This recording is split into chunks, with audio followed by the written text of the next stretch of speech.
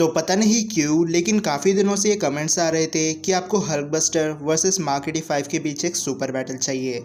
और क्योंकि आपके कमेंट्स किए हुए टॉपिक्स पर वीडियोस बनाने की जिम्मेदारी मेरे मजबूत कंधों पर है, इसलिए आज हम हल्कबस्टर और मार्क 85 के बीच करने वाले हैं एक सुपर बैटल।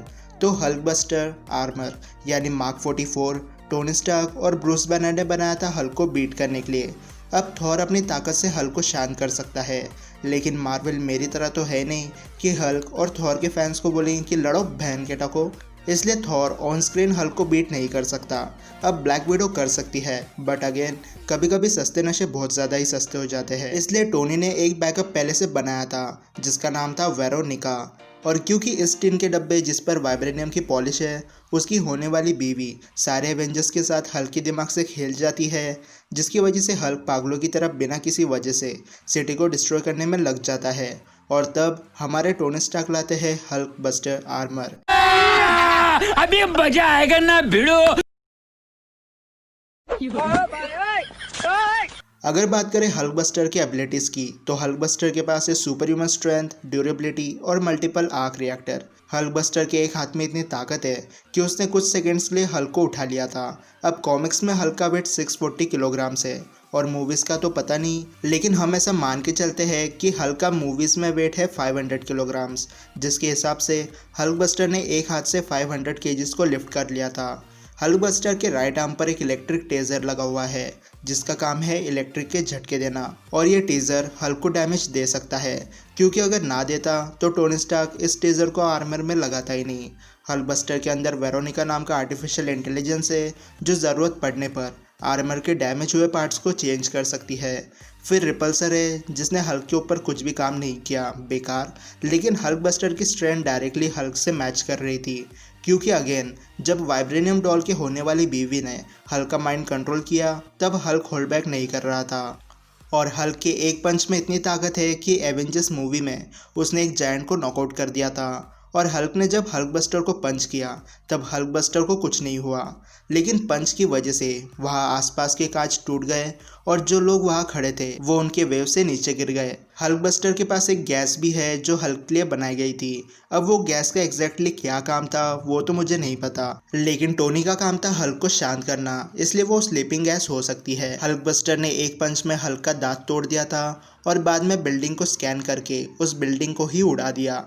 और हल्कबस्टर की स्ट्रेंथ की आखिरी फीट ये है कि उसने एक पंच में हल्क को बेहोश कर दिया था। अब इन्फिनिटी वॉर में हल्कबस्टर ने कुछ ज़्यादा नहीं किया, इसलिए हमने हल्कबस्टर पार्ट 2 या हल्कबस्टर रिटर्न्स की फीट को ऐड नहीं किया। अब बात करते हैं मार्क 85 की। तो मार्क 85 का पापा है टोनी स्टार्क, मम्मी जी का पता नहीं, और टोनी ने मार्क 85 को क्यों बनाया था वो भी नहीं पता। अब हो सकता है कि टोनी टाइम ट्रैवल करने की कोशिश कर रहा था और फ्यूचर में खुद को प्रोटेक्ट करने के लिए टोनी ने यह आर्मर बनाया हो। लेकिन अगर बात करें मार्क 85 के पावर्स एंड एबिलिटीज़ की, तो मार्क 85 के पास है super human strength, durability, speed और multiple mini arc reactor. Mark 85 को यूज़ करने के लिए टोनी को सूटअप करने की ज़रूरत नहीं है। टोनी अपनी मर्जी से आर्मर के किसी भी पार्ट को कभी भी यूज़ कर सकता है। उसके बाद मार्क 85 में एक्सरे विजन है, जिसकी वजह से टोनी वॉल और किसी भी सॉलिड ऑब्जेक्ट के आर पार देख सकता है।